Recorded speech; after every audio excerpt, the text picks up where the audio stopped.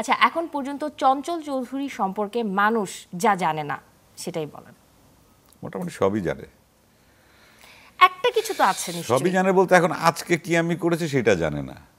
Regular মানে একটা অভ্যাস যেগুলো আছে, আমি সকালবেলা ঘুম থেকে কখনো টিকি করি না করি, যে জিনিসটা জানে না সেটা এখন পর্যন্ত, যে অনেকে যারা আমার ছবি আঁকা কি দেখেন যে এই ছবিগুলো আমি কখন আঁকি, যেটা তুমি প্রশ্ন করছো, হ্যাঁ, যে ছবিগুলো আসলে কখন আঁকা সেটা হচ্ছে হয়? যেদিন আমি 1 ঘন্টা বা 2 ঘন্টা অবসর পাই, আমি আগের থেকে বুঝি যে আমার ওই 2-3 ঘন্টা কোনো কাজ নেই, সেটা আমি ঘুম থেকে উঠেই, যেটা আমি যে ছবিটা আঁকি, আমি যে বিছানায় ঘুমাই আমার মাথার কাছে আইপ্যাডটা থাকে, আমি ঘুম থেকে উঠেই জাস্ট আমি ড্রয়িং করা শুরু করি।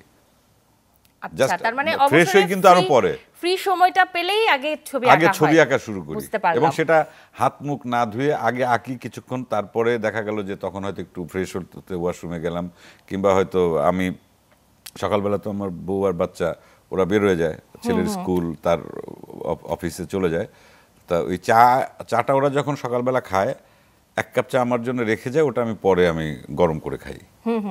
তো একটা গ্যাপে আর কি ওই চাটা নিজে গরম করি, তারপরে চাটা খেতে খেতে আবার ছবিটা আঁকি, শেষ করি।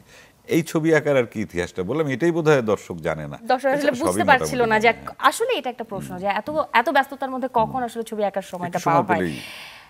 আমি যদি জানতে চাই যে সব শেষ কোন সিনেমাটা দেখে মনে হয়েছিল যে ইস, এই ছবির ক্যারেক্টার বা এই ছবিতে যদি আমি অভিনয় করতে পারতাম? এরকম কোনো সিনেমা আমার আপাতত দেখা হয়নি, কারণ লাস্ট যে ছবি দেখেছি ডিয়ার মা, সেখানে জয়ার চরিত্রটি প্রধান চরিত্র ছিল,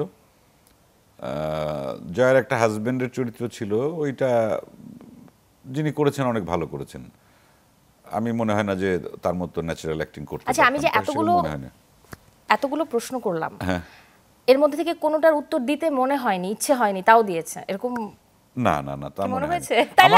আমাকে তুমি যে কোনো প্রশ্ন তুমি করতে পারো, এখন উত্তরটা আমি দিতে চাইলে পরে দিয়ে ফেলবো, না দিতে চাইলেও কেন দেবো না সেটার কারণ আমি বলে দেবো।